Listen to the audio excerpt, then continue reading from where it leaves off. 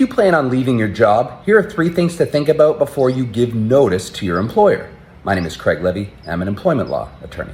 First, if you plan on giving your employer 1 or 2 weeks notice, realize that they could end your employment that day.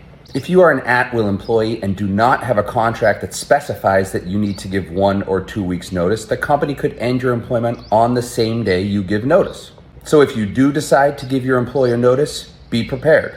Second, pick your resignation date carefully.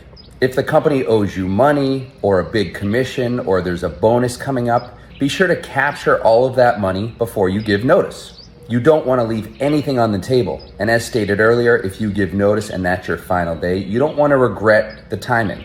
And third, make sure you have all of your personal property in your possession before you give notice. If you give notice and that's your final day, you may be escorted out of the building, and you do not want a scenario where you have to come back to try to gather all of your personal property.